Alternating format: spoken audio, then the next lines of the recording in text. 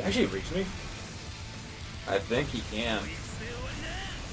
Especially when you're near a wall.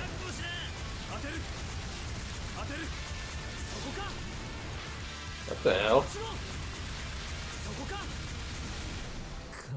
I didn't know you can take chip damage in this game. Okay, backing out, gonna switch to Tierra because he offers you a lot more physical defense. There. Back on? Yeah. Okay, save state dropped. I have Tierra with me now, so this should hopefully go a little bit easier. Because Tierra gives me a fuck ton of defense and better physical offense than the rest of them really do. You already did a solid bit of damage on that first chunk. On that first hit, rather. Yeah. Okay, I can block that. Let's get You're doing a lot better. Okay, so that is in fact defense that Tierra specializes in. That's fantastic now. Makes sense. Chunky boy. Chunky fuck, yeah. Oh my god, this fucking boss. Mobile armor. Nothing else in this game really gives me this much shit, like 100%. And that does damage to me, that's horrifying. Hey, you've already got it down to half. Oh, right.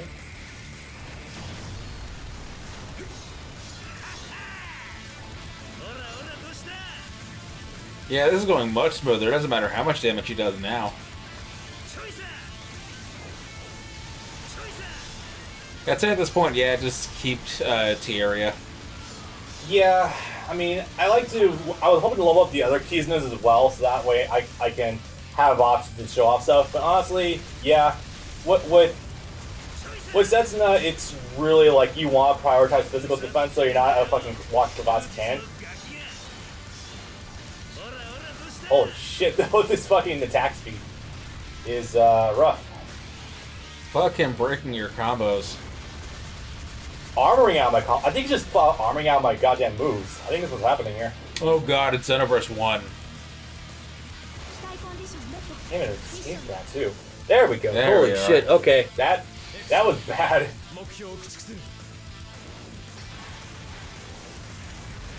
No, I just realized it still has... Hey, can you move the mouse up onto the laptop itself because it keeps popping up on the monitor?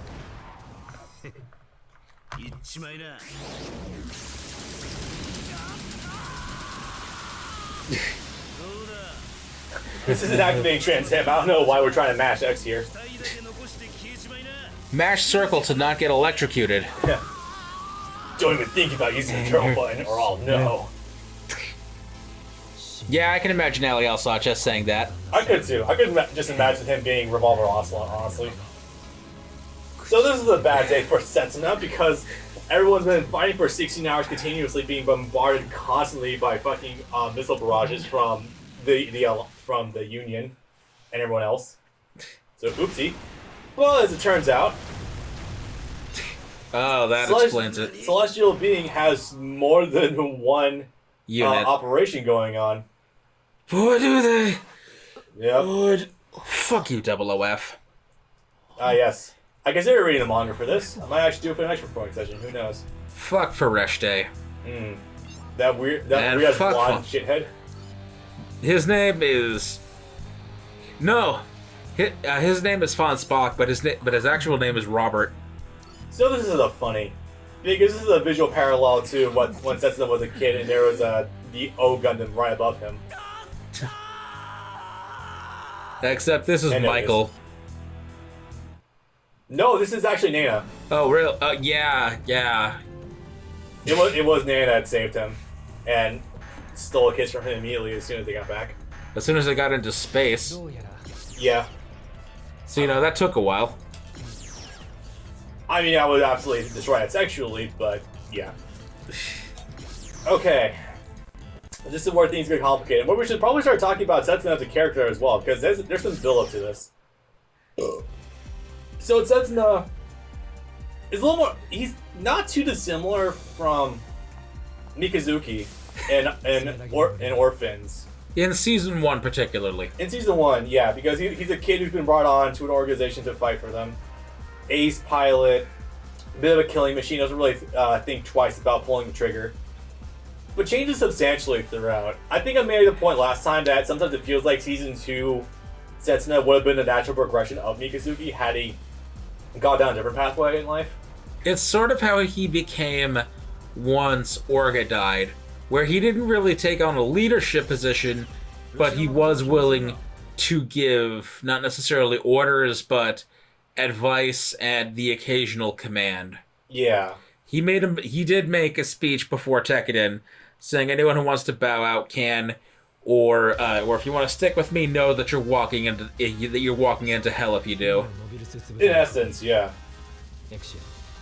Okay, I don't think we're already taking the fight to the thrones. Not yet, no. No, yeah, this is a much easier mission though, if I remember this correctly. Yeah, this is the Union. Okay, so I guess on that note, Setsuna was originally a boy raised in Iran. Even though this is supposed to be the real world, we have not Iraq. Iran. We have funny names, so that way we don't get people being too upset with us. Except he's not from Adashan, he comes from Krugis, which is a That country one. that was wiped the fuck out by a civil war. And would you call it a crusade? I think it's not too far fetched to call it a crusade.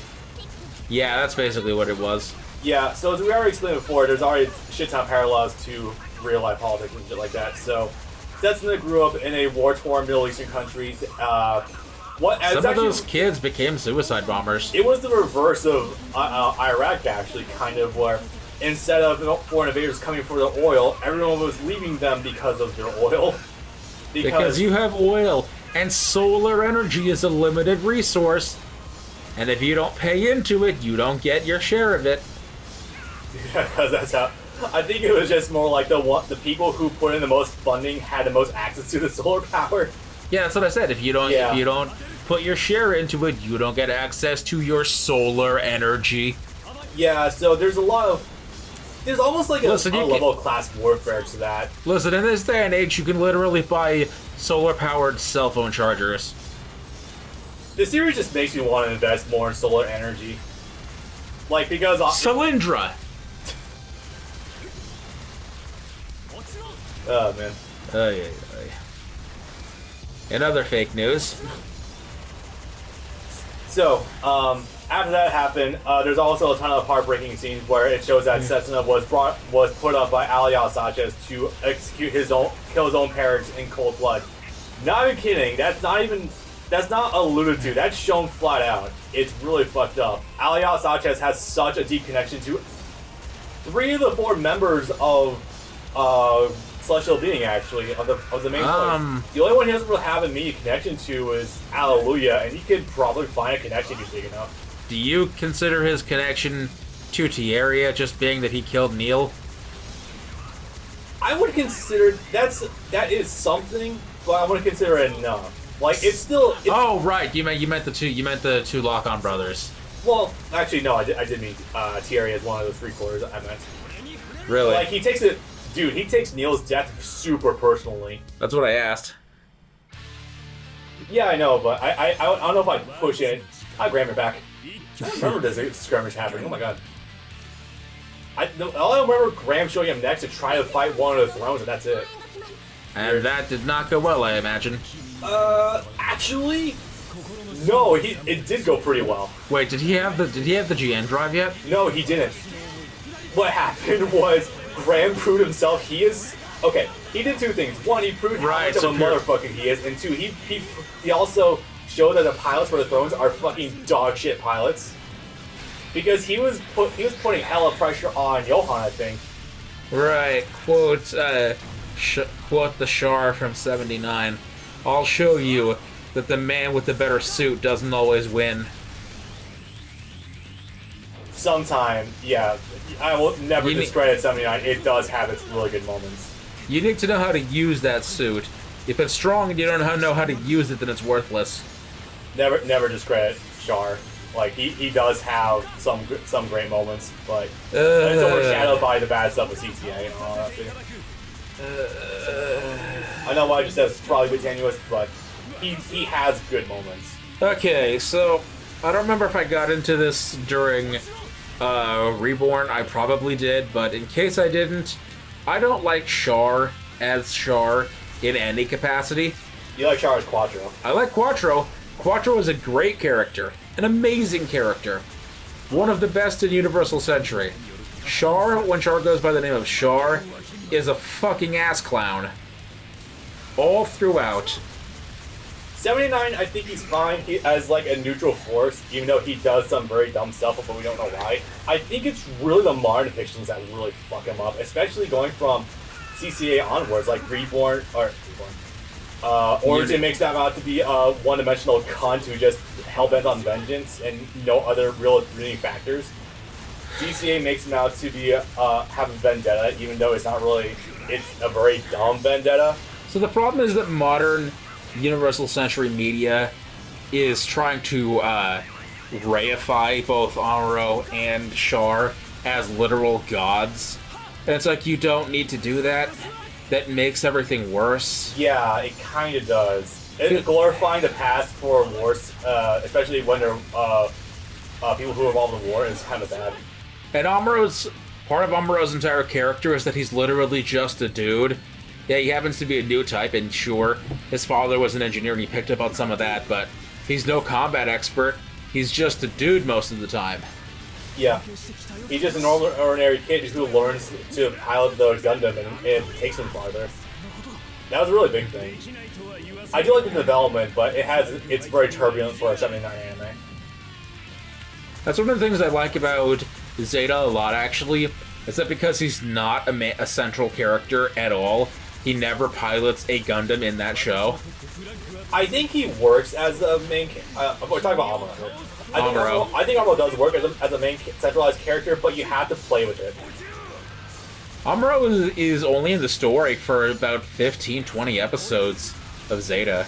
He is, yeah. The moment they go back to space, he steps out and he never appears again before CCA. Even when the AU goes back down to Earth during Double Zeta, they never see Amuro again, even though they distinctly meet up with Karaba and they meet up with Hayato, and they're supposed to be together on the same ship, fighting the same fight together, but I guess he just didn't feel like showing up. And unlike Char, he didn't have an excuse. Sorry, kind of focusing on this. So sometimes this game will throw 3 bosses to you concurrently, and they kind of share the same health bar and center, where like you can take care of them individually, and you kind of want that because otherwise, getting boss fights in this game do not work. Are you fighting Graham's Tri-Stars altogether? I think so, actually. It definitely feels like it. Would you consider Graham's Boys the Tri-Stars or the Trinities the Tri-Stars? I consider the Trinities the Tri-Stars.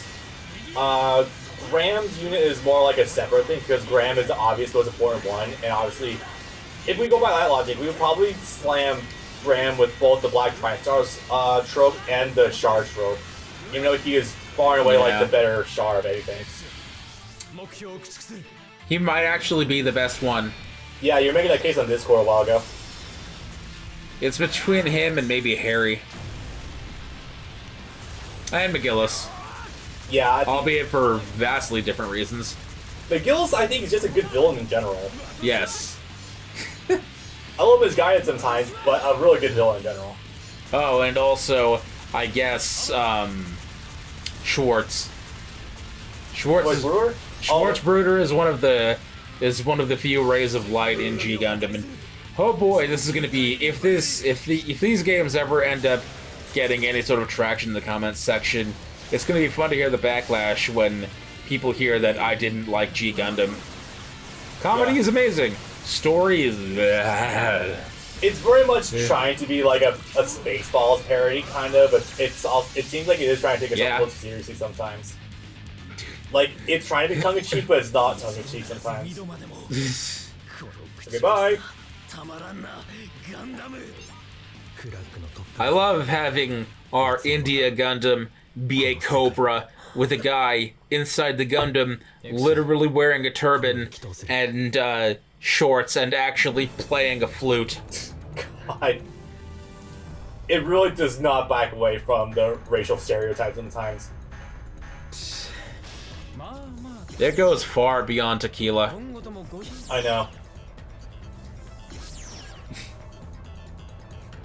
I don't think at that point, anyone in Japan was expecting Gundam to blow up outside of Japan at any point, because it hadn't at that point in time. It was still very underground before Tsunami happened. The first Gundam that ever appeared officially in the West was actually Stardust Memories. Hey, it's time for the Trinities. Oh boy. Yeah. Would actually have been Stardust Memories, as well as War in the Pocket. I know. War in the Pocket's old enough that it was dubbed by David Hayner when he still did anime. In fact, that was one of the earliest fuck roles for him, yeah. That was funny hearing a couple of different people ask him at that one panel, who's your favorite in Gundam? Who do you side with? Which side was Bernie on? Zeon? Then Zeon. Okay. Because, I mean, that was something that he probably recorded in a day since it was all of 6 episodes. Yeah. And it would have been like 1999. 99, I thought we were going earlier than that. It was 98 or 99. The dub for Stardust Memories came out in 98. Huh. I think those were released actually as, ironically, OVAs in America as well. I'm pretty sure they got their Toonami run eventually, but yeah, I'm pretty sure those actually started in America as OVAs. Wing aired, and then Probably right after that would have been it. and then Aired it. and then 8th MS Team aired, and then they went back to air 79. And Yeah. well, 79 got taken off the air because of 9/11. Yeah. You see, guys, 9/11 had a fucking impact on everything. It was great. Wonderful. And then they decided to air G Gundam in 2002. 2002? That late? Damn. Yeah. That must have been the late night block thing, because I was on. When I was that young, I always watched. No, it was censored for. It was. That dub only had one recording and was hella censored for TV. For G Gundam? Yes. What was there to censor? I mean, besides God Gundam, I guess. God Gundam, Devil Gundam, Tequila Gundam. They changed the names of a lot of Gundams. It's. It should be good to back out of this one. The Death Army to the Dark Army. So, you know, that's cute. Yeah, that is a cute little fortification. Got around. To be honest, I actually prefer the term Dark Army to Death Army. Honestly, yeah, Death Army just kind of sounds real generic, doesn't it? It also sounds redundant. Death Army, yeah, I can kind of see that. So I guess the quick little thing about what's going on, Bob. Why the hell are we fighting against the unit that saved us earlier? Well, or rather, I think we're going to get to that. Either this mission or the next mission. No, Mission 8 is the one where we fight Alliot, right? So essentially what happened, there was strife within Celestial Being, where one of the members is trying to fuck off and take control of the organization for himself. His name being Alejandro Corner. I'm just going to call him Cornhole. Because it's a double entendre, because it makes fun of him, and also he does the butt stuff with ribbons. Yeah. Who tops? You decide. Probably alternates, honestly. So he's a switch. I can believe it. He gets cucked enough at the end, I could probably believe that. Anyway, so essentially what happens is that he's trying to usurp control, and so as a result... He is pretty hedonistic, especially with the fucking gold suit. God, yeah. The Alvatore. So this originally Eolia Shenberg's plan did only consist of the core four members of the Ptolemaios. Oh, but that's technically not even true, because Double OP, which is a prequel to Double OF, oh, Christ, goes back like 15, 20 years. But they still had Ian working with them. Does that cover Felt's parents by some weird chance? It might. Because she keeps mentioning her parents, how they were Gundam pilots as well, and the first generation of Celestial Being, but yes, nothing's really brought up about that. It most likely does, because, what's her name, the main girl who had, brown hair in Double OP, but as an older lady appears in Double OF with gray hair and a scar and glasses. I know what you're talking about. Talks about how she had a whole team and she lost them, and there's only like one of them left, and that was her. But there was a team of like 5 of them. That would do it. So it's like there was a previous run to Gundams, but I guess that never really took off, or they fucked off royally. That would do it. All right. So back on my prior point, essentially Cornhole is trying to derail the planet and accelerate it. Essentially what the whole planet revolves around 1, interfering with conflicts, 2, unite the world against celestial being, 3, unite the world in general and get ready for the dialogue. The dialogues that are to come! In literally 3 fucking years. Sorry. So at this point, Cornhole is essentially enlisting the Trinities to just commit acts of terror. Just straight up acts of terror, just annihilating bases. Nena ends up killing the parents of one character that might be on the sideline. Oh right, they haven't come up at all yet. Yeah, they're not going to come up in this game, unfortunately. It's a little too focused on the actual celestial being itself. Jesus Christ, Michael. Yeah. That fucking portrait. I know. Oh yes, the fangs! Fly my fangs! I'm pretty sure that the fangs in this series are controlled more by AI rather than your actual neurological thoughts. Almost definitely. It definitely seems apart because there's no like neural interface happening whatsoever between the pilots and their mechs that's shown at any point. So this fight's not too terribly hard actually. Like it's super easy to kite them, and you do a lot of damage to each one with your sword. Like look at that. Is it all 3 of them? Yeah.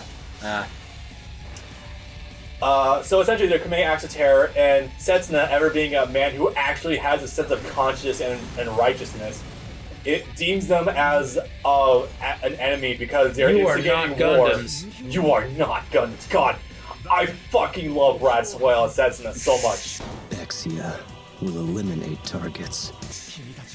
Oh hi, it's Nena. You're about to get fucked. Also, Nena is probably top 5 waifus in the show. Yeah, easily. One of them. She's insane and really adorable. It's great. And I don't often say that about oh hey look, the crazy types. It's the edge of the world where if you sail too far out, you fall off the planet. I don't believe. I can only hope this far in the future we're past flat earthers. We're not. Probably not.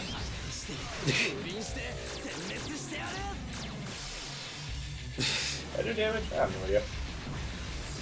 But you mentioning Brad Swale being great just reminded me. Were you fighting? I'm still fighting. I'm fighting now. Were you fighting? I am still fighting. I'm fighting now. Only that scene could play it so straight and work so well. The fact that they just keep zooming in directly to his fucking mouth. Yeah, the fact that Marina is so offended by this, it's great. Oh yeah, we didn't mention that at all. Oh, by the way, hey, more music from the show. It's the Trans Am music. Nice.